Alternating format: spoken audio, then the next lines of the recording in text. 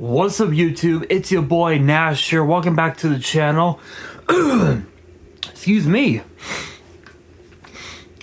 Welcome back to the channel. Now, before we get started with today's video, the road to 200 subs has now come to a close, and we are now 210 subs away from hitting 500 subs. And if you guys are new to the channel, and I know that a lot of you guys are, because practically 100% of you guys are watching the content, but you guys are not even subscribed. And to top it all off, we gotta get more women to watch the content as well. So if you guys are watching the content, you like the content, and you want more of the content, but you guys have not subscribed as of yet,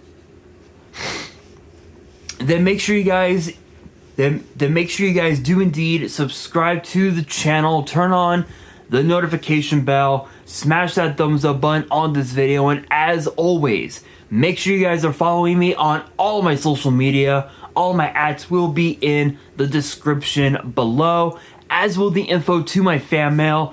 It will also be in the description as well.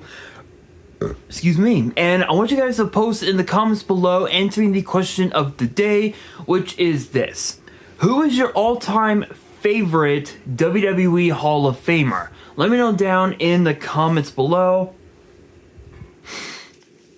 And speaking of the Hall of Fame, it appears that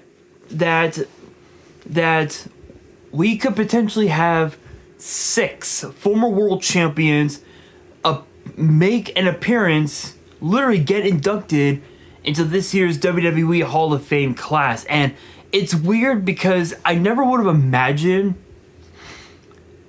that Triple H would be the first to be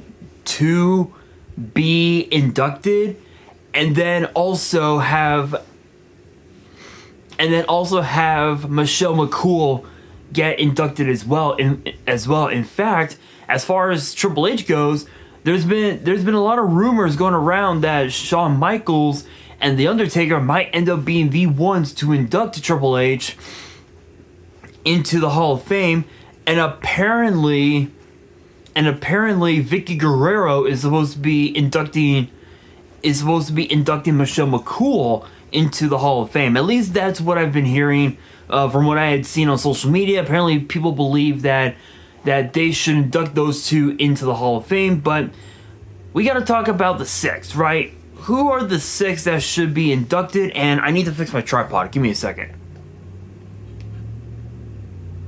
There we go.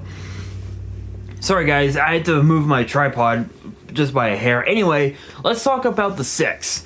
First one up is none other than Psycho Sid. So, okay, so this is a bit of a weird one because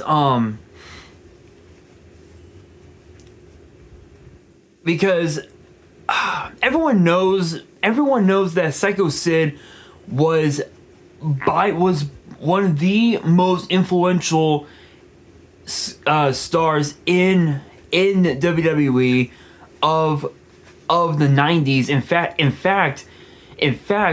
there were a lot of people who actually didn't see him as the big star of WWE, you know, the face of WWE. And funny enough, he ended up becoming the face of WWE right around like 95 to 97, somewhere around there.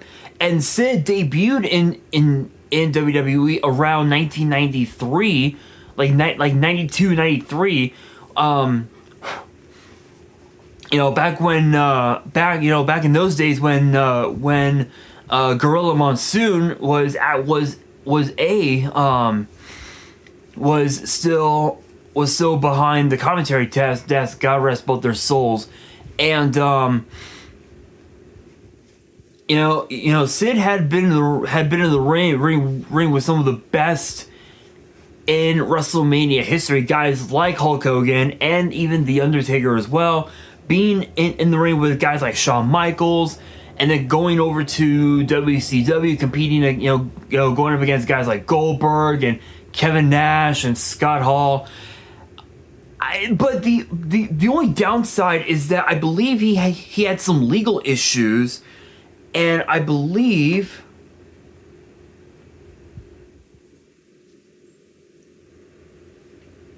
if I remember correctly, I believe he did have some legal issues, if I remember correctly.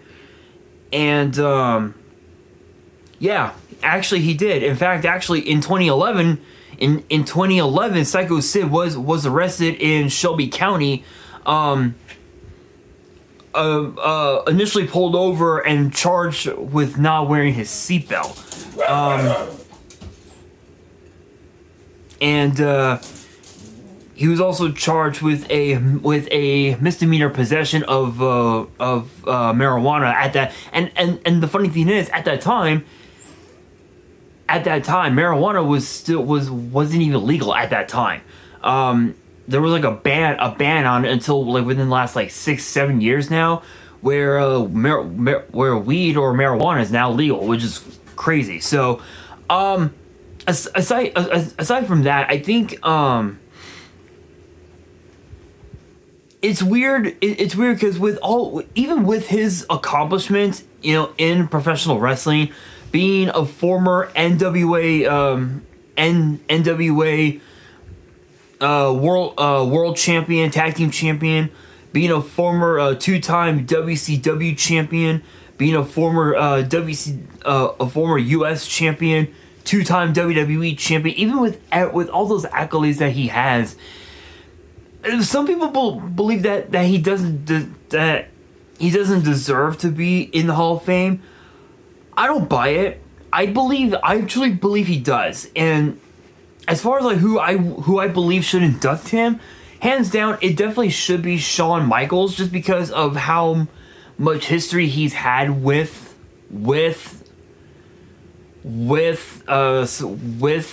Psycho Sid, especially over the WWE title. Them being in a tag team. Obviously, Psycho Sid being Shawn's bodyguard, if you will. Even with the legal issues that he had, I still truly believe that Psycho Sid truly deserves it. But next one up is actually Jeff Hardy, and this is a bit of an interesting one. Much like Psycho Sid, Jeff Hardy has had more issues with the law than just about anybody else in the world, and I don't even have to explain. You guys all already know, especially from his time in TNA, from his second run in TNA, he had more legal issues than Vince McMahon, and that's saying a lot, considering everything that I touched on during when I did the review of the Vince McMahon docuseries that's on Netflix. You guys already know. But it seems like now Jeff Hardy has truly turned over a new leaf, and I know that a lot of people have said that about him so many times over the years, but I think given the fact that both Matt and Jeff Hardy don't have a lot of time left in the wrestling business, in the wrestling world, I think Jeff Hardy had started to realize, oh shit, I need to get my shit together and and give it my all in the ring, and he's done that. He's actually done that, which is insane. But for him being a former three-time WWE champion, a former four-time, 5-time Intercontinental champion, 12-time tag team champion, being a former multi-time TNA world champion, a former US champion. He's also a former WWE light heavyweight champion. The guy's done it all. He's done everything that he set out to do. And now, obviously, with his brother Matt, they're now the current TNA tag team champions, which is incredible. And I mean, it's possible. It's possible, and I like the idea of Jeff Hardy being inducted as a solo act. But I feel like the only way that that the Hardys could truly cement their legacies is if they both got inducted together, not just as a tag team, but also as individuals. Because Matt Hardy, people forget, Matt Hardy is a former ECW champion. He's a former US champion. He's won more tag titles than his brother Jeff Hardy, which is hilarious. He's a former European champion, a former multi-time TNA World Champion. They both have done a lot for the business. Funny enough, next one up is actually a crazy one, and it's one that I would never expect. I don't think anybody would expect, but Big E. And I know what you're thinking. You guys are thinking, wait a minute, Big E's only been around for like 8, 9, 10 years. Why would they bring him into the Hall of Fame?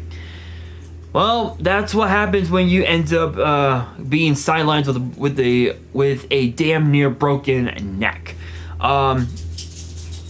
Obviously, fans are still curious of whether or not he could he could come back to the squared circle, and you guys all already know. You guys have seen it over the last couple of years. Ever since his neck injury, he's been featured on TV a lot, especially as part of the especially part of the premium live event countdown shows. WrestleMania and Backlash and Crown Jewel. Even just recently with the Elimination Chamber. And even now, the world is still buzzing about John Cena's heel turn, which nobody expected. We all grew up John Cena fans, and we're still trying to figure out why. We're all still trying to figure out why, but it's weird. It's weird because apparently rumors are spreading that Big E could play a huge factor going into WrestleMania weekend by having his in-ring career celebrated as part of the Hall of Fame class of 2025.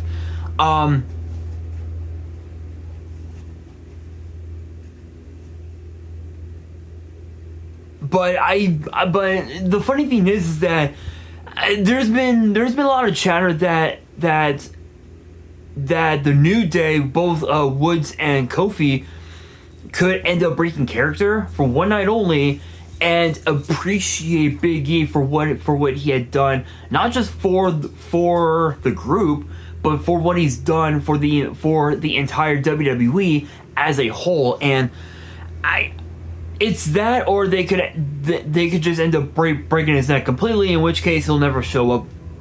Excuse me. In which case he'll never be able to walk again, which would be another possibility. But I don't know. I think Big E's induction might be a bit too soon. I feel like give it another like three or four more years, and I could totally see Big E getting inducted. But as far as now goes, I think it's too soon. In my opinion, way too soon. Next one up, Mickie James, and this is definitely way long overdue. Mickie James is long overdue for a Hall of Fame spot. She's retired. As crazy as it sounds, she is fully retired. In fact, I believe she is, actually, if I remember right. Let's see.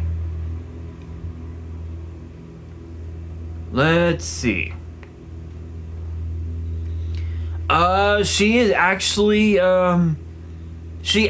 if you can believe it, not only is she still signed, is she officially signed with WWE, she also is signed to one of WWE's old developmental brands, Ohio Valley Wrestling, OVW, which is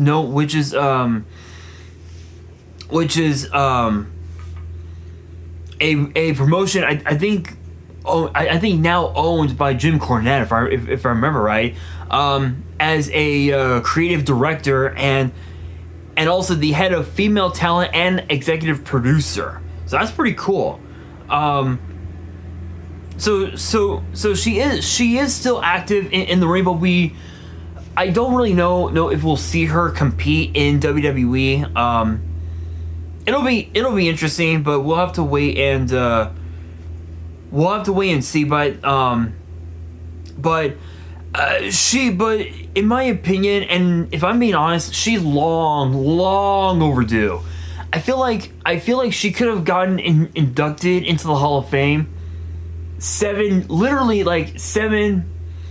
8, 9, maybe 10 years ago, and it still would have been okay. It still would have been all right for her to be in the Hall of Fame. But given the fact that she's been in this business for a very long time, she's been in the ring with some of the very best, not just in WWE, not just in TNA, but also competing in the NWA, which is owned by Billy Corgan, I believe is his name, and apparently you can watch it on YouTube, which is very funny, but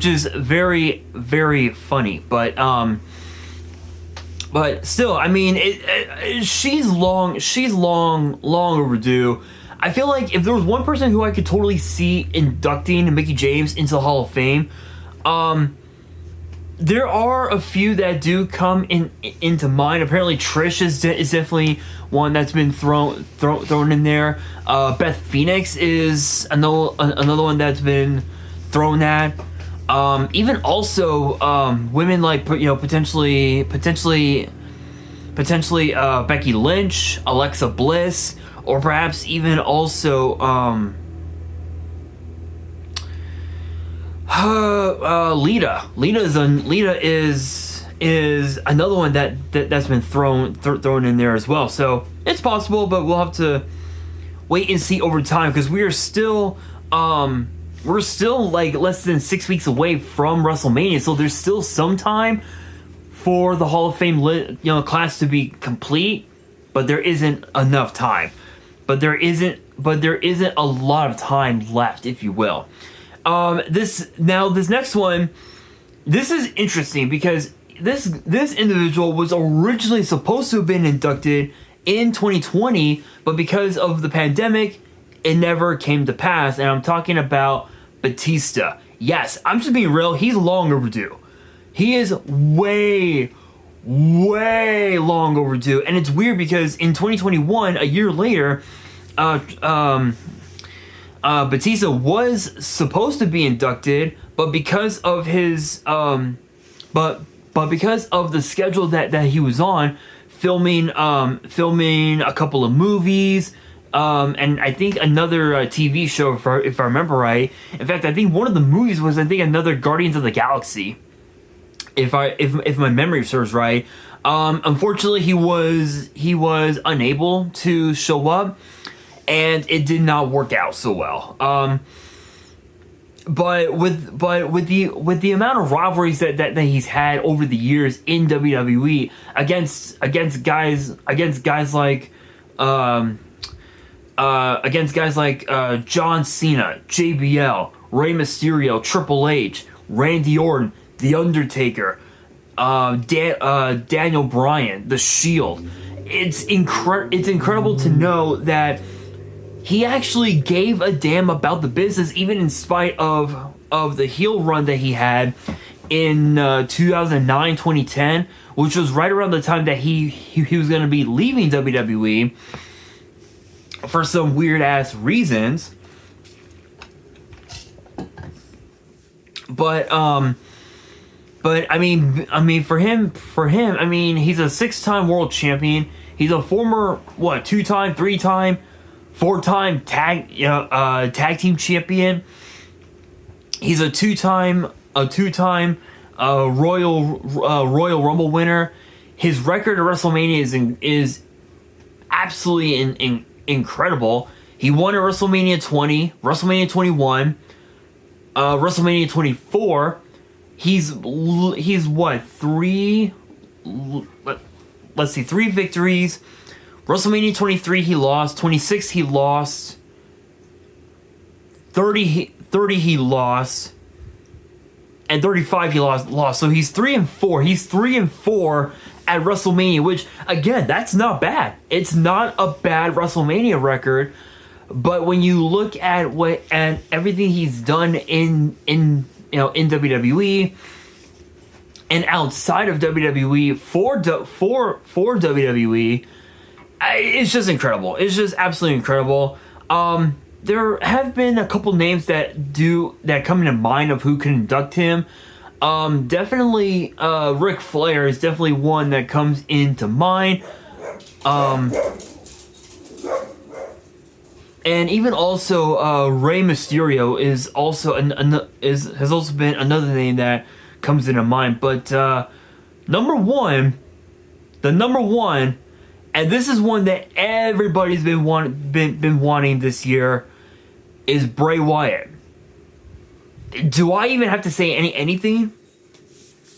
I don't think I do. I really don't think I have to say anything about Bray Wyatt except the fact that he has become one of the most influential talent of the modern era ever in professional wrestling history. Like again, think about this, right?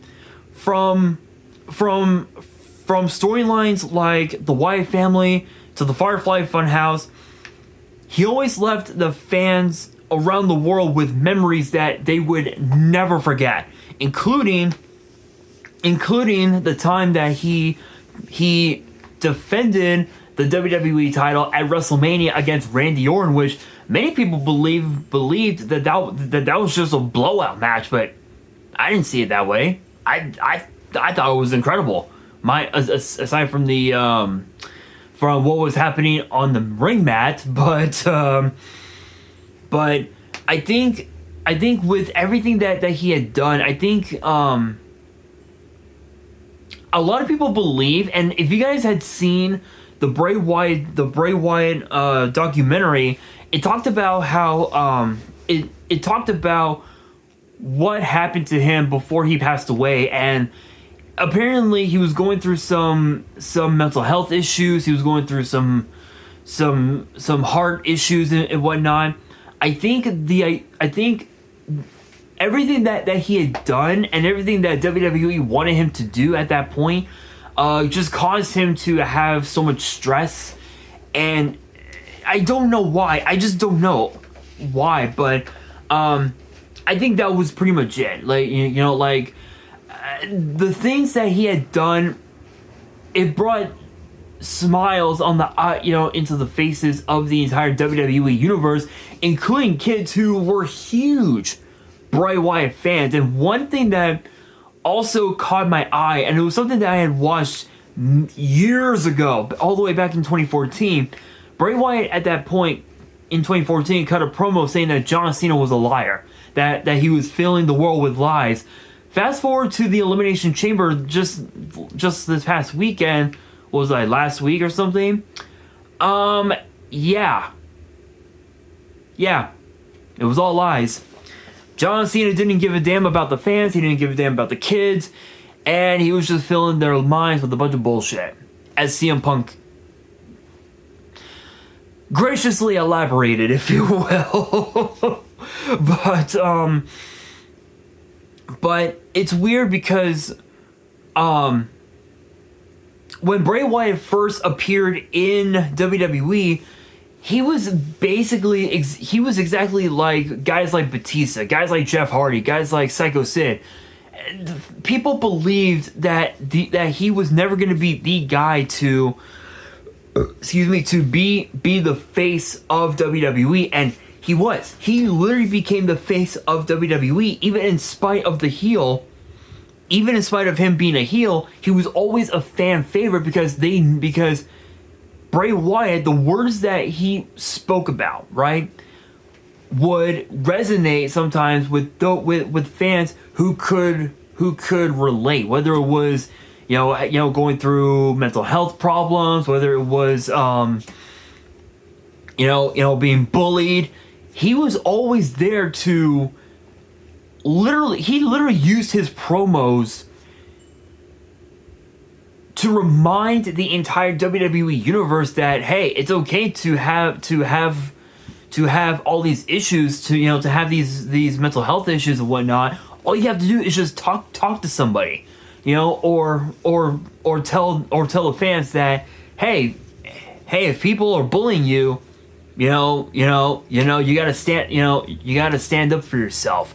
And as far as like who could induct him into the Hall of Fame, apparently there have been a lot of rumors that apparently his wife, his widow, former Raw and apparently former WWE ring announcer JoJo Offerman, which is Bray's wife, apparently is supposed to be could be inducting Bray into the Hall of Fame, with Bo Dallas or Uncle Howdy taking the Hall of Fame ring in his honor.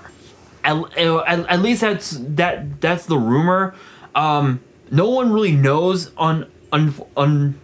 unfortunately, but 100% Bray Wyatt is definitely a long overdue induction. I know that when he passed away in 2023, there were rumors that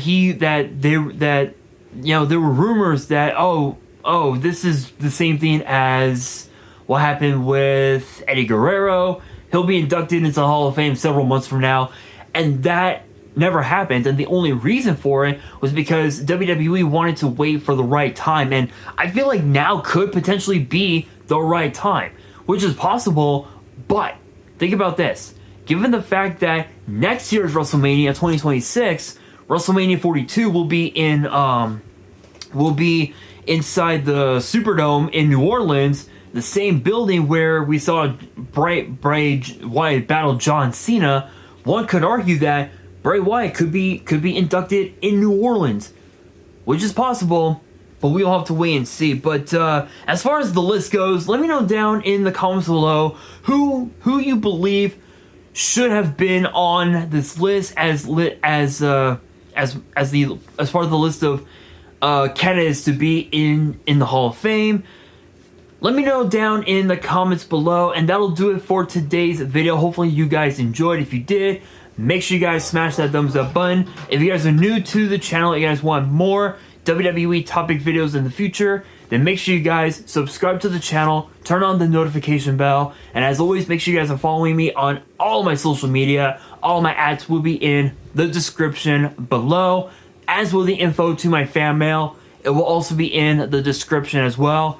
And on that, this is your boy Nash, signing out.